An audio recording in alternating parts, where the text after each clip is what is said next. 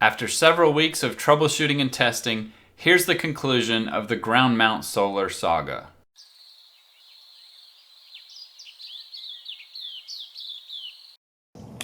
Okay guys, it's early morning here on the homestead. You can hear it's silent. Got the generator turned off. I worked through some issues that I found here. I had some possible areas where there could have been some arcing and some loose connections possibly. Not loose, but like enough that it could have been affecting the resistance and some other things. So I still have not gotten the parameters for programming that. I have been in contact back and forth with both manufacturers, and they got me the parameters for the battery, but they have not gotten me the procedure for the Magnum yet. But I have been in contact with the guy, so I'm pretty sure he'll get back with me in a few days. Anyway, the point being, I am ready because it's morning and the air conditioner does not need to run nonstop yet.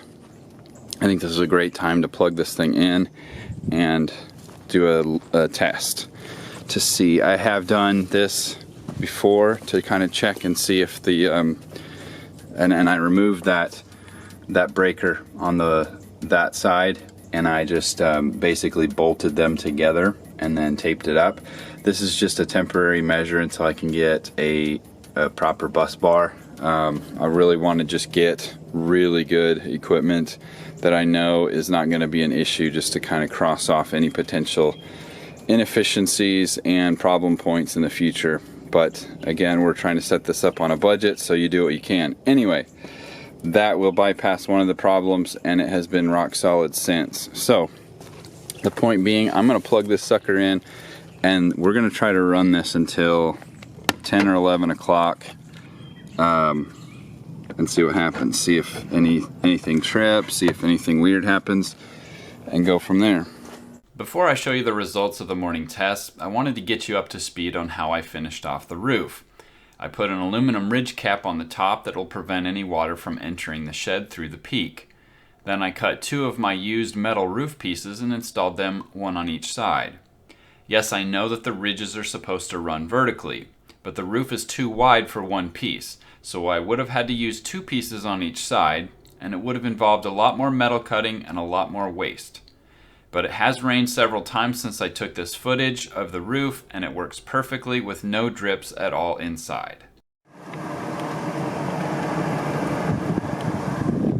Okay, well, it's 12:30 now. I let it go even further than I thought, just to make sure everything's working really well. No hitches at all, nothing tripped. Haven't even seen this thing go above like 50 something amps. So it may climb up, like when it's really hot later in the day. It might pull that many amps, I don't know. Might be temperature related somehow, but it also could be that we've just decreased the resistance in the system and it's functioning more efficiently now. But anyway, I've just been working on little things on this, putting some pieces on to make it look nicer. We've got to figure out a way to prevent water from coming in here and dripping down on the inverter and stuff. But anyway, the test succeeded. While I waited for Magnum Energy to get back to me, I did address the water penetration issues by putting a triangular piece of siding on each side. It does prevent that really nice cross breeze, but there's still airflow without any possibility of rain getting in through the mesh. Okay, quick update. I just got off the phone with tech support for Sensata Technologies, or Magnum Energy. I got tired of waiting for an email back, and the guy was very helpful. There was a setting in here that was limited to 20 amps of charging for some funky reason. So that was the main reason why I didn't seem like I could ever finish a charge on this battery, and I wasn't getting maximum output out of my solar panel array. I thought there was some kind of wiring problem still or something weird, but they have so many different versions, like not firmware, but different revisions and versions of this meter that actually controls the charging and links these two together and all this stuff, that all their documentation, none of it matched the menu that I was seeing on my meter, excuse me. So it was very, very confusing, very difficult. Anyway, got all that sorted out. I found one of the major problems. He's gonna send me a sheet with all the settings that I need to plug in for this battery, which I will correlate to the settings that Battery Evo gave me to double check, but then I'll plug those into the charger. We'll get this charged up fully next week, and then we will finally do an overnight test in this thing next week. But okay guys, it is a glorious day because it actually rained here. So I think summer, the grip of the summer dry season is over. It really soaked. This place was covered in water, as you can see down there. Anyways, that's not the point of this video. We are going to actually try to run this tonight, especially since the weather, you know, it's going to be about 80 is the high today, and so we've got a good, it's floating, so we got a good charge on the battery. Okay, so before we get into the final test, I did get the right settings plugged into the Magnum remote to govern the charging parameters on both the inverter charger and the charge controller. Magnum even sent me this personalized sheet as a reference in case I need to reprogram it again in the future. I don't know too many other companies that'll do something like that. Listen, this is an agenda-free channel now, and I don't have any financial interest whatsoever in Sensata Technologies or Magnum Energy. But there's a reason their equipment is considered Tier 1, guys. Head and shoulders above Growatt and some other really popular brands out there. First, their gear is made in America. Their company is headquartered in the US, and their hardware is the highest of high quality.